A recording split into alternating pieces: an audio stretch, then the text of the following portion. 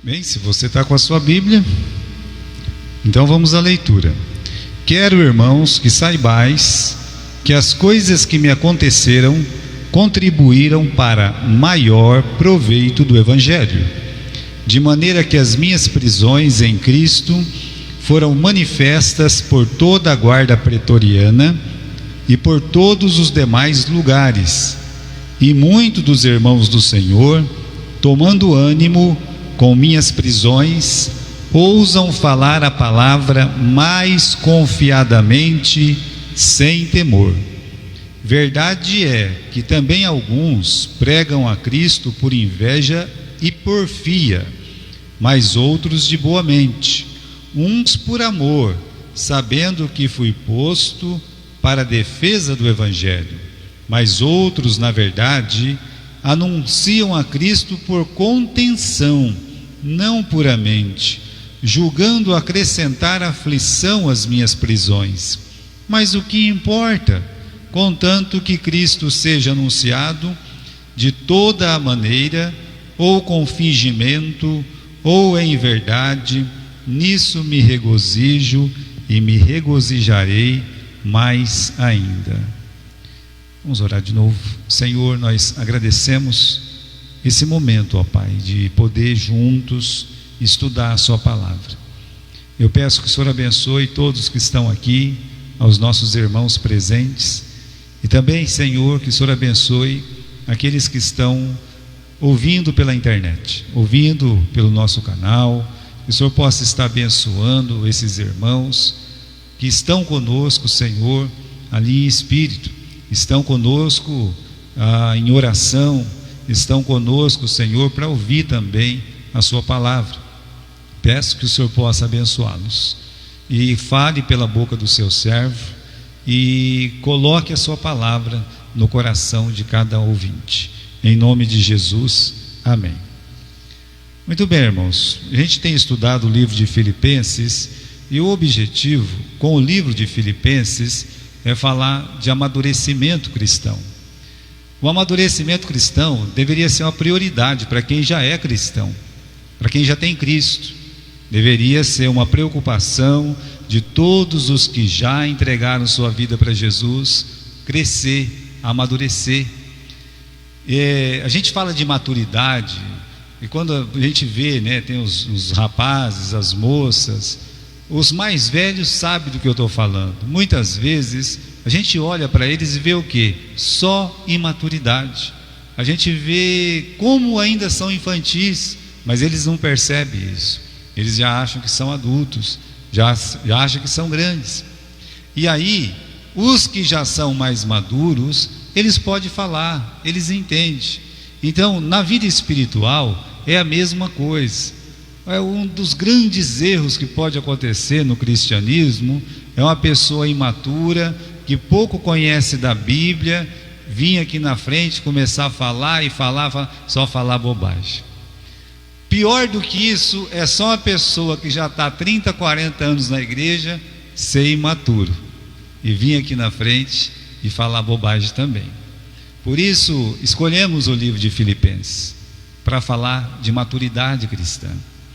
Entre as coisas que nós já vimos no começo do capítulo, que aqui ainda estamos no começo do capítulo 1, nós falamos sobre a questão de relacionamentos mais profundos. Nós vimos isso aqui no versículo 3. Eu dou graças a meu Deus todas as vezes que eu me lembro de vós. Paulo tinha uma lembrança dos irmãos de Filipos, e essa lembrança era uma lembrança boa, maravilhosa. Ele lembrava de coisas boas. Mostrando o que para nós? Mostrando que, como cristãos, nós temos que investir em relacionamentos cristãos mais profundos.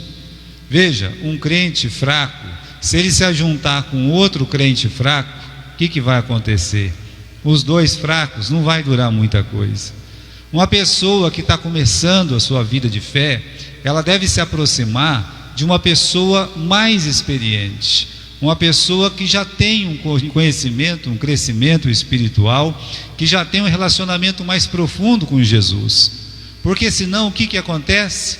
Olha, um desastre, não vai para frente, não vai vingar. Então nós vimos sobre relacionamentos mais profundos. O seu relacionamento com outras pessoas diz muito sobre você. Se você, como um cristão, você tem amizade só com pessoas que não têm Cristo, desculpe, você ainda não é cristão. As suas amizades têm que ser com pessoas que têm Cristo, pessoas que amam a Jesus.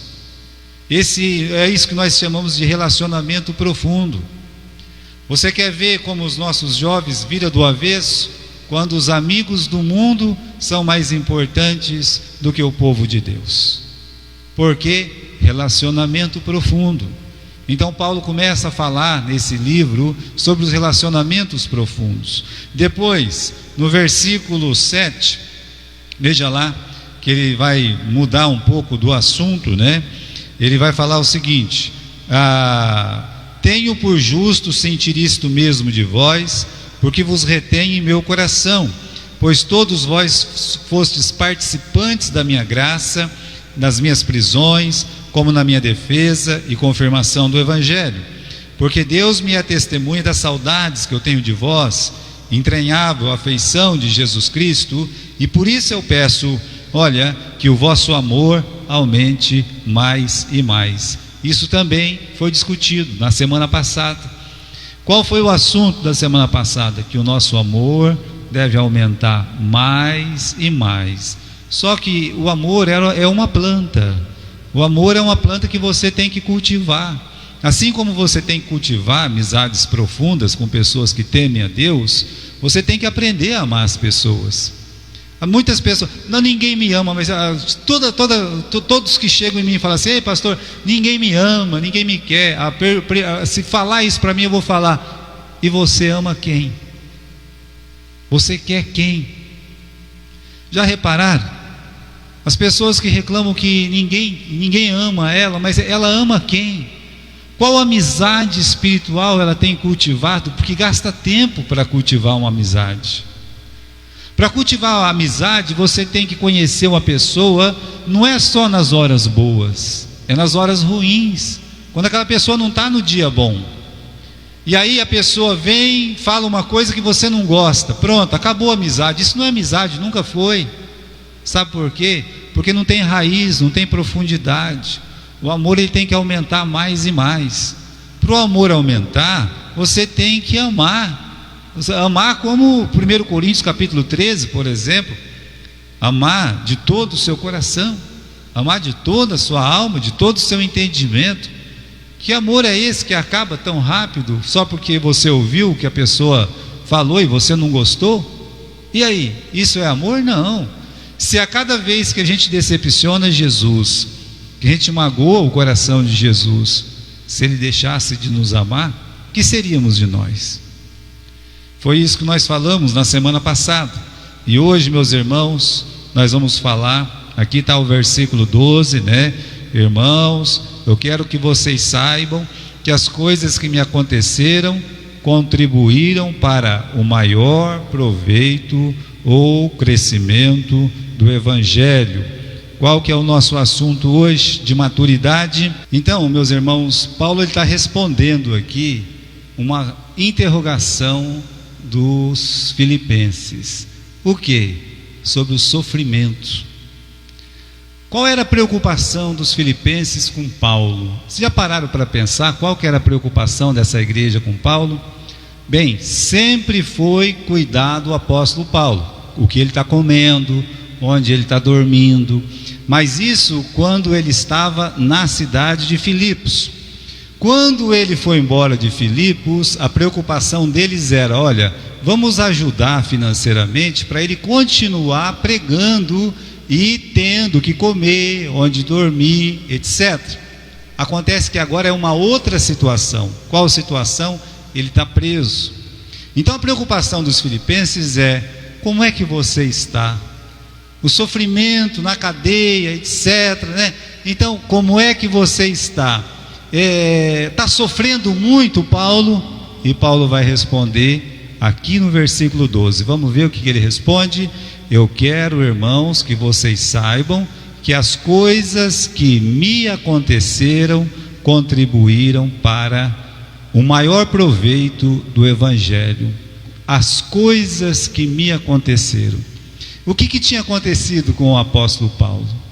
Irmãos, desde a primeira viagem, olha, lá em Listra ele foi apedrejado, depois em Filipos ele foi preso na própria cidade onde esses irmãos estavam preocupados.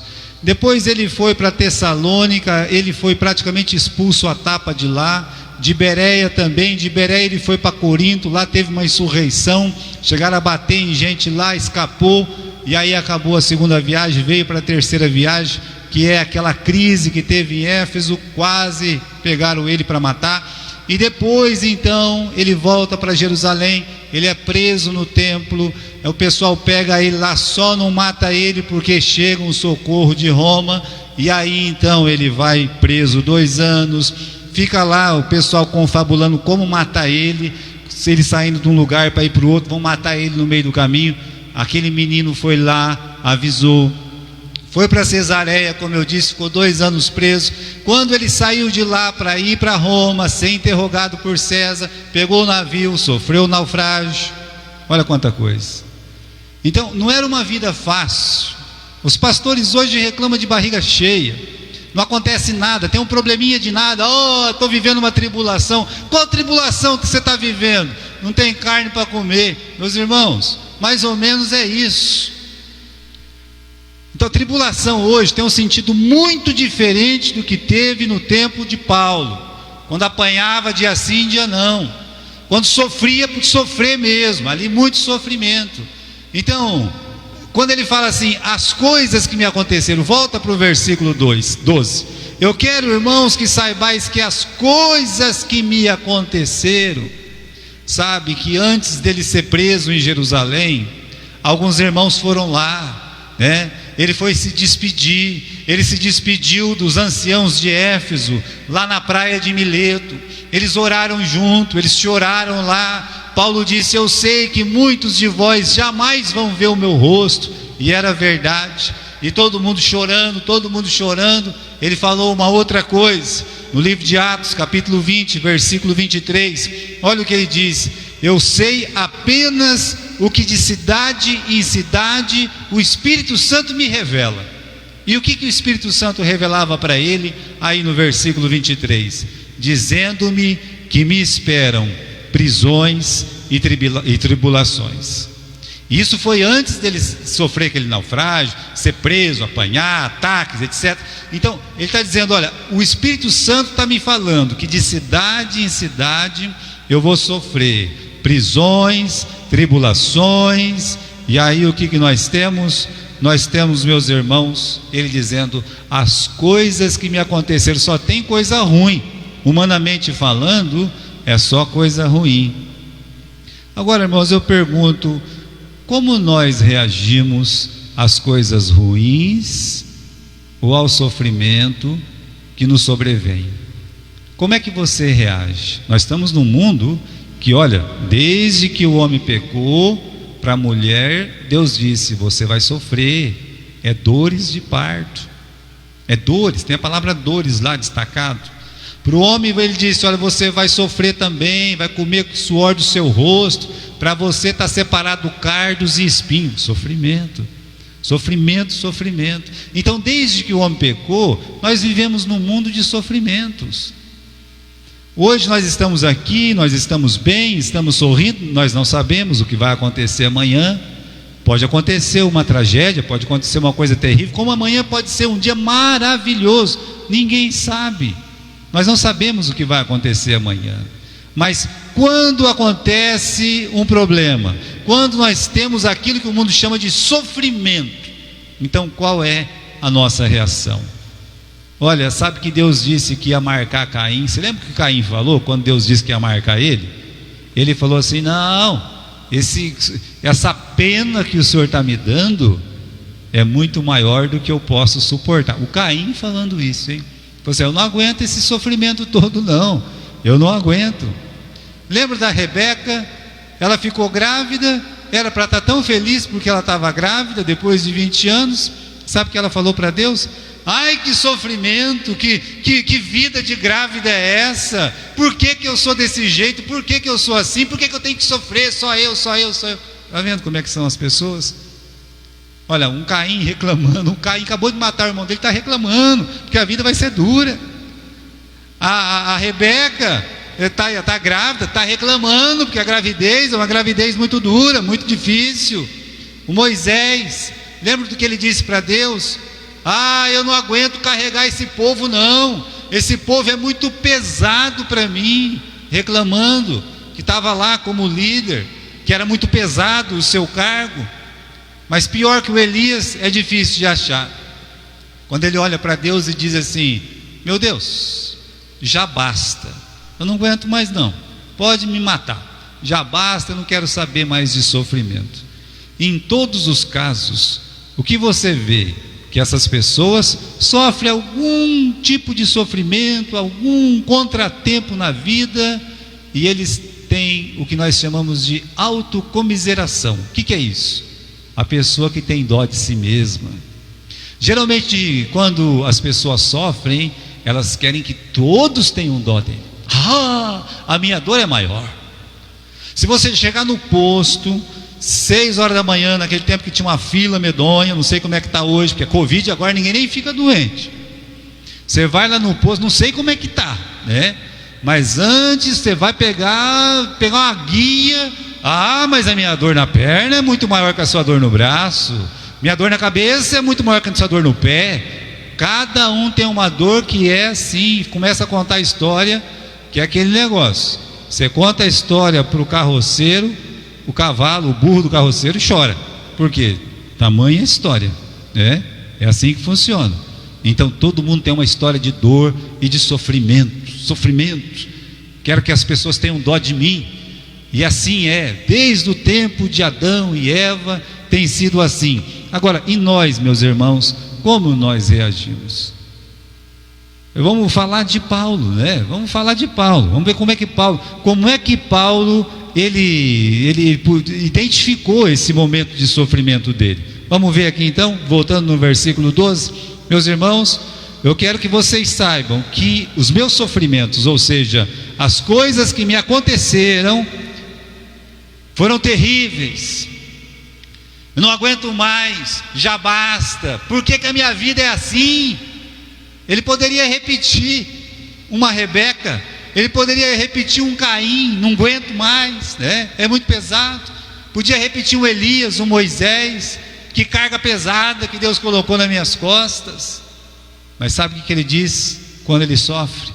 Ele diz assim: essas coisas que me aconteceram contribuíram para maior proveito do Evangelho. Ele viu o sofrimento como uma forma positiva, ou de uma forma positiva. Ele conseguiu encontrar naquele sofrimento bênçãos de Deus. E só uma pessoa madura espiritualmente pode encontrar em sofrimento bênçãos de Deus. O que ele podia fazer? Eu já disse, podia fazer como os outros fizeram. Aliás, ele está preso. Quando ele escreveu o livro aqui de Filipenses, ele está preso. Já falamos sobre isso. Ele está lá preso em Roma. Ele tem 2 soldados do lado dele 24 horas por dia, trocando de turno um com o outro. Já pensou o que é isso? Você conviver com 2 pessoas estranhas do seu lado o tempo todo, um preso de César. Mas olha, ele podia cruzar os braços, ficar reclamando e dizer assim: se Deus não quer que eu prego, eu não prego. Boa vontade eu tenho, mas Ele me colocou aqui nessa cadeia. Se Deus não quer que eu prego mais, eu não me responsabilizo. O que eu podia fazer, eu já fiz. Não é má vontade minha, mas eu vou fazer o quê? Eu estou preso aqui nessa casa. Só lá ele ficou 2 anos preso. Só lá. 2 anos de novo. Já pensou? Era só cruzar os braços e ficar reclamando da vida. Mas o que ele faz? Desde que ele estava preso lá em Jerusalém, depois em Cesareia e agora em Roma. Desde aquele momento, o homem não faz outra coisa a não ser pregar, pregar e pregar. Ele prega para as pessoas que estão ali, ele prega para rei, ele prega para rainha, ele prega para governador, ele é posto num navio, ele prega para o capitão, ele se levanta num caos, dá testemunho para mais de 300 pessoas, dizendo que Deus tinha falado com ele. Ele dá um testemunho maravilhoso naquele navio, onde todo mundo está sem esperança. Ele é a voz da esperança naquele barco. Eles vão bater lá naquela ilha de Malta. Ele ora por pessoas, essas pessoas são curadas.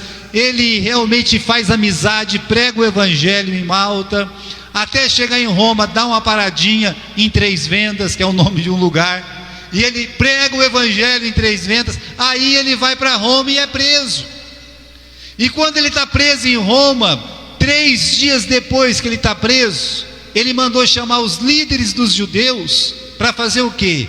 Para pregar o evangelho. E a palavra de Deus diz que a maioria pode não ter crido, mas alguns creram. Ou seja, em vez dele ficar de braços cruzados, reclamando o tempo todo, incessantemente, que a vida é dura, que não dá mais, que eu não aguento, o que ele faz? Ele prega, ele evangeliza, ele vê porta aberta onde Satanás costuma fechar. É isso. Ele viu o sofrimento como uma grande porta aberta para pregar o evangelho. Ele ganhou almas. Então, irmãos, a gente tem que aprender com Paulo.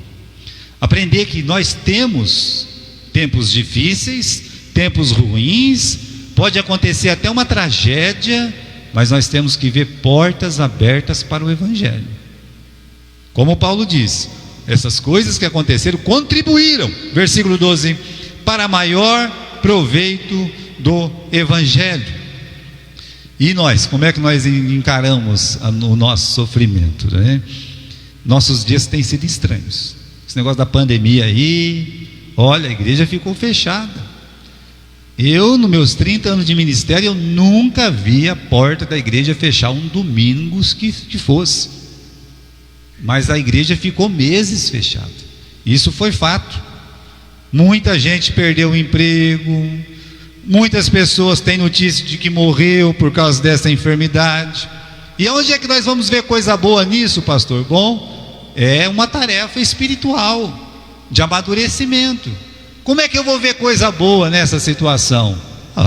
Você pode pegar os dois lados. Ou você vai ficar reclamando que nem Elias, etc. Ou você vai ficar do lado do apóstolo Paulo e ver Deus trabalhando e trabalhar mesmo nesse momento de aflição.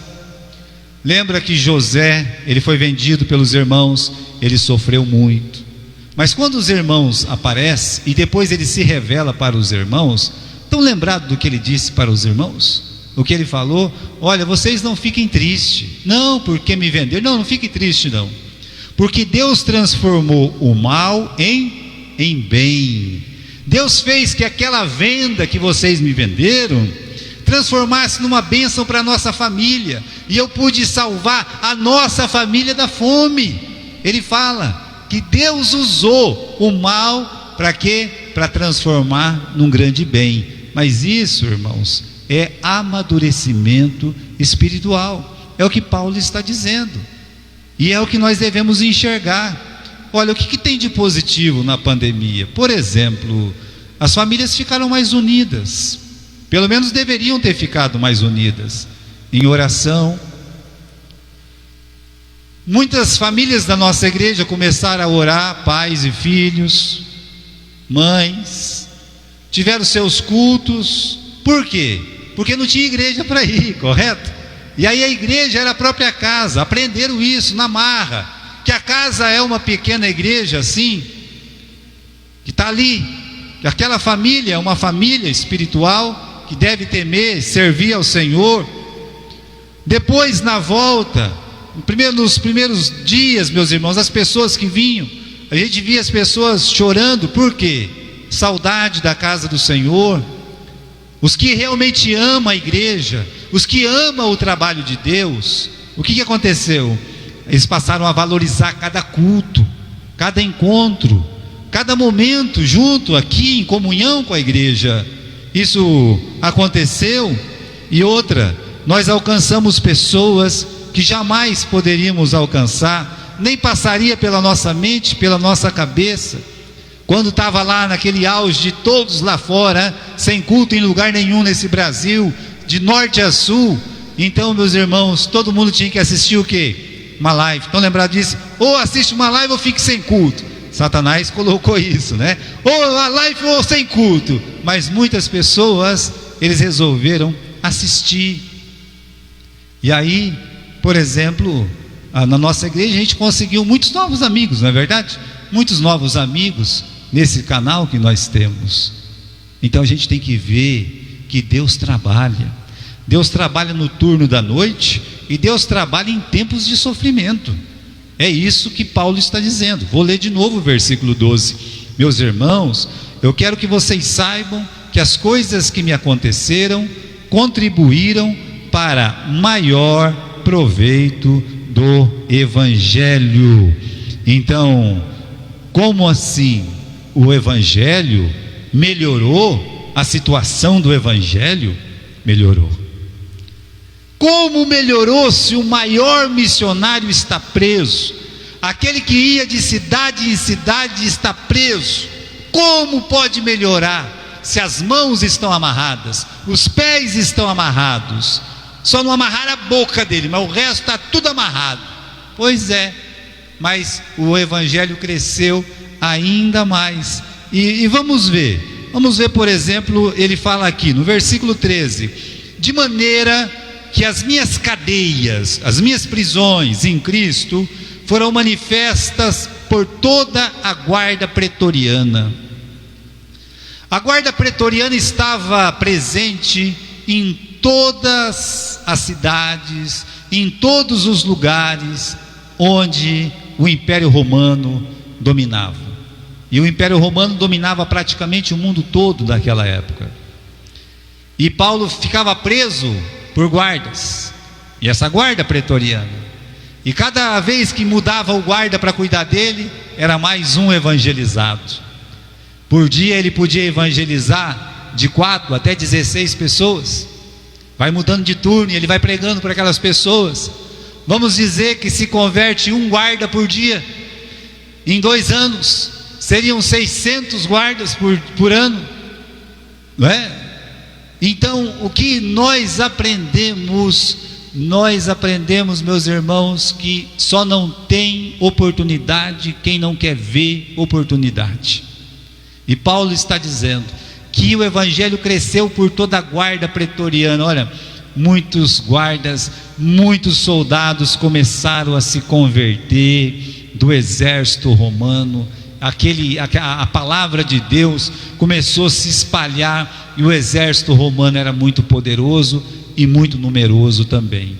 O Evangelho cresceu entre eles. E ele fala mais: e por todos os demais lugares, ou seja, nos próprios romanos, na cidade de Roma, aquele preso era um preso diferente. Ele matou? Não. Ele roubou? Não. Ele cometeu algum crime aí uma insurreição? O que aconteceu? Não, ele não fez nada disso. Mas por que ele é um preso tão protegido? Ele está falando de um tal de Jesus. Jesus que será que é esse Jesus? E aí, irmãos, que efeito poderoso o testemunho de Paulo dentro daquela cadeia, saía de dentro para fora. E os próprios guardas, e as pessoas, e os judeus que visitavam, e os curiosos, quando iam lá, eram evangelizados pelo apóstolo Paulo. Depois continua no versículo 14: muitos dos irmãos no Senhor, tomando ânimo com as minhas prisões, ousam falar a palavra mais confiadamente. Esse a gente chama assim, meus irmãos, o efeito, né? Quando uma pessoa ela é perseguida, morta, ela se torna o quê? Um mártir, correto? Como aconteceu com Estevão, no capítulo 7 do livro de Atos. Ele foi apedrejado até a morte, mas ele estava dando testemunho quando ele foi apedrejado. E o que aconteceu? Logo no capítulo 8, tem uma grande perseguição contra a igreja. E aí essa perseguição, os irmãos olhavam para aquela morte de Estevão e eles ficavam encorajados, ficava mais valente. Sabe que a morte de Estevão foi a morte de um herói da fé. Eu quero morrer que nem Estevão, pregando o evangelho. Avante, vamos para frente, vamos pregar. Vira uma febre isso aí, irmãos. As pessoas se sentem encorajadas quando alguém, ele está ali honrando, lutando, morrendo pela fé, os outros vão atrás. Lembra que Jesus disse na ressurreição de Lázaro, Jesus fala, vamos de novo lá para Jerusalém. E alguém diz para ele, dos apóstolos, mas Senhor, eles estão querendo te matar lá. O senhor lembra que eles iam te matar lá? E ele disse, olha, Lázaro, nosso amigo, está precisando da nossa ajuda lá, está dormindo. Se está dormindo, deixa ele quieto. Lázaro morreu, vamos, né? E ele vai. E aí o Tomé, quem diria, né? O Tomé, ele age dessa forma. Ele fala assim, vamos nós também para morrer junto com ele. Se ele vai morrer, vamos morrer junto.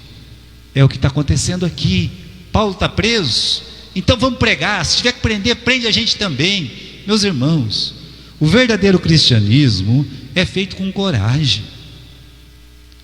As igrejas são muito covardes. A gente tem que ter coragem. E olha o que está dizendo aqui o versículo 14. Esses irmãos, muitos irmãos do Senhor, tomando ânimo com as nossas prisões, ousam falar a palavra mais confiadamente e sem temor. Então atiçou, meus irmãos, o que? O ânimo dos irmãos para pregar. Agora, quando você tem muita gente pregando o evangelho, você tem o que? Muita gente se opondo ao evangelho. Lembra que Jesus, no capítulo 9 do livro de João, ele curou o que? Ele curou aquele cego. E aí aquele cego, algumas pessoas falaram, realmente ele era cego. Outros diziam, não pode ser ele. E ele falava, sou eu. Aí vem lá os judeus, vem os fariseus, vem a turma do contra. Dá glória a Deus, menino, dá glória a Deus. Aquele homem não pode ser de Deus, porque ele fez uma cura no sábado. E aí o cego diz que não é cego mais, né? Ele diz, olha, se ele não é de Deus, como é que vocês explicam esse milagre? Que eu era cego e agora estou vendo. Então, irmãos, você tem o quê? Quando alguém dá o testemunho da verdade, vem uma oposição. Mas essa oposição é que nem gasolina em fogo. É jogar gasolina em fogo. O que vai acontecer com a chama? Se acende mais ainda. Aquele menino que estava em dúvida, ele foi curado, ele não sabia quem era Jesus, ele ficou mais forte ainda, mais valente. E o evangelho é assim. Vamos dizer que uma igreja resolve criar coragem, pregar ousadamente a palavra de Deus, logo se levanta a oposição, e aquela oposição vai fazer com que mais pessoas creiam em Jesus Cristo. É por isso que nos países que tem perseguição, tem aquele povo que é fiel. Quando os curiosos, aquelas outras pessoas que não são crentes, começam a ver aqueles crentes morrer com ousadia, com fé no Senhor, aumenta o número de conversão, aumenta, as pessoas são desafiadas. Por isso Paulo fala uma coisa aqui, a partir do versículo 15, ele diz assim: verdade é que também alguns pregam a Cristo por inveja e por confusão, mas outros de boa mente. É o jeito diferente de falar de Jesus. Uns falavam que Cristo salvava, outros, não, é uma mentira, não existe Cristo coisa nenhuma. A oposição. No versículo 16, uns por amor, sabendo que fui posto para a defesa do evangelho, mas outros, na verdade, anunciam a Cristo por contenção, não puramente. Irmãos, levanta-se até falsos apóstolos, pessoas que não se preocupam. Olha, será que se eu pregar o evangelho vai prejudicar o Paulo? Vai, então eu prego, eu não gosto dele. Tem gente que é assim. Tem gente que ele não se importa, ele não mede para prejudicar o outro. Existe esse tipo de pessoa. E nós devemos fazer o quê? Estar de orelha em pé. Como Paulo diz, eu não me importo. Olha o que ele fala no versículo 18. Mas o que importa? Eles estão lá para falar mal de mim, ou falar mal de Jesus, se opor à palavra, ou pregar um evangelho falso. Olha o que ele diz aqui no versículo 18. Mas que importa? Contanto que Cristo seja anunciado de toda maneira, ou com fingimento, ou em verdade, nisso me alegro e me alegrarei ainda mais. Ele diz, eu não me importo, contanto que o evangelho seja pregado, eu não estou preocupado com isso não. Sabe por quê? Porque Paulo se sentia feliz, diz o final do versículo 18, eu me sinto muito feliz. Se alguém quiser pregar por amor, pregue por amor. Se alguém quiser pregar por fingimento, pregue por fingimento. É por isso que uma igreja, ela não tem que ficar olhando para outra igreja. Um pastor não tem que ficar olhando para outro pastor. Se ele está fazendo bem, se ele está fazendo mal, se ele está mentindo, se ele está falando a verdade, ele tem que fazer o trabalho dele. O trabalho dele que ele tem que fazer. Agora, se eles querem mentir, usar de meios falsos, é problema deles. O que Deus vai fazer com aquilo? Quantas pessoas vieram de outras igrejas, convertidas, e depois disseram, eu acho que eles estão mentindo lá. Em muitos sentidos estão, mas foi lá que você conheceu a Cristo, foi lá que você ouviu o evangelho, foi lá que você ouviu que Jesus é o Salvador. Agora, se eles estão tomando seu dinheiro, te rapelando por ali, isso é outra coisa, mas o meio que Deus usou não deve ser desprezado, como Paulo está dizendo. Se é por verdade, no versículo 18, olha lá, se é com fingimento ou em verdade, nisso eu me alegro. Por que ele se alegrava? Porque uma alma foi salva. Uma alma foi salva. Olha, irmãos, ele está dizendo para nós aqui, só lembrar o versículo 12, ele disse, o meu sofrimento está resultando em salvação de almas, por isso eu estou feliz. Agora, você que é um crente, você que já conhece a palavra de Deus, você acha que você não vai sofrer nesse mundo? Será que Jesus mentiu quando ele disse, no mundo tereis aflições? Não, ele não mentiu. Por que os crentes sofrem então, pastor? Bom, depende, tem vários motivos. Às vezes os motivos são gloriosos. O mundo jaz no maligno. Olha o Ló, diz o Pedro, que ele sofria porque os vizinhos dele, vamos dizer, eram imorais. Um saía andando pelado para a rua, era homem com homem, mulher com mulher, aquela pouca vergonha toda, sabe? Tudo isso aí, era desse jeito. Então a Bíblia diz que Jó, ele afligia o seu espírito vendo tanta imoralidade, tanta coisa ruim, ficava atribulado com tanta perdição. Então ele sofria de ver aqueles maus costumes, e um crente de verdade, ele sofre. Quando você tem aquele vizinho que só escuta bobagem, só fala bobagem, você sofre, porque não é o seu costume isso aí, isso é uma espécie de sofrimento. Mas volta para o Ló. Às vezes o sofrimento é justo, correto? Mas às vezes o sofrimento é causado pelo próprio cristão. Veja só o próprio Ló. Por que ele estava sofrendo em Sodoma? Porque ele quis morar naquele lugar, ele escolheu morar ali. Então muitos sofrimentos acontecem por nossa própria culpa. Nós semeamos vento, a Bíblia diz que nós vamos colher tormento, consequência do próprio erro. Eu estou sofrendo, foi mexer com a vida dos outros. Eu estou com o olho roxo que eu apanhei, né? Não diga que você apanhou. Por que você apanhou? Estava falando mal do fulano lá, o fulano ouviu, me deu bem feito. Isso aí eu já falo na cara, bem feito. Quem mandou ficar falando mal dos outros? Então isso aí não é perseguição, isso é consequência do pecado. Então o crente está sofrendo, por motivos ruins, né? Tomou uma decisão errada lá atrás e depois passa anos sofrendo por causa daquela decisão errada. E vai culpar quem? Vai culpar Deus de ter feito uma escolha errada lá atrás e agora ter que pagar o preço muitos e muitos anos? Não, não pode. Não pode de jeito nenhum. Então, muitos crentes sofrem porque eles mesmos foram atrás do sofrimento, porque gostam de problema. Sabia que a maioria dos problemas acontece porque nós corremos atrás dos problemas. Falta de oração. Mas como eu disse, crente sofre por motivos gloriosos.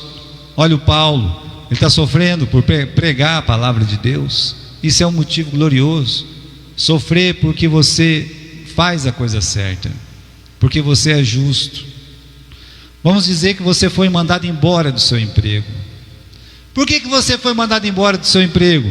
É porque teve uma corrupção lá, eu não quis participar e eles me mandaram embora.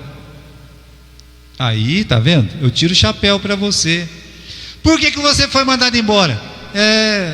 Eu roubei lá, então, bem feito, entendeu? Então essa é a diferença. É sofrimento. Só que nós olhando que tipo de sofrimento. Então o crente sofre às vezes porque vão atrás do sofrimento e às vezes porque o sofrimento vem mesmo, por causa da justiça. E tem aquele sofrimento que ninguém sabe explicar, como o do Jó.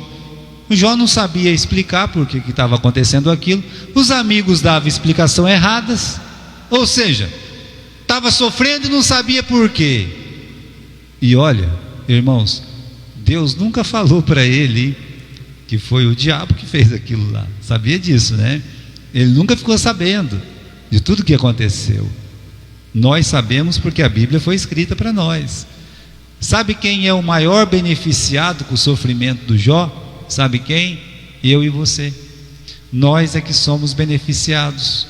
Então sim, nós sofremos porque nós vamos atrás do sofrimento. Sofremos porque amamos a justiça. Sofremos porque nem temos explicação para isso. Deus vai nos dar um dia, quem sabe na glória. Mas não importa o motivo do sofrimento.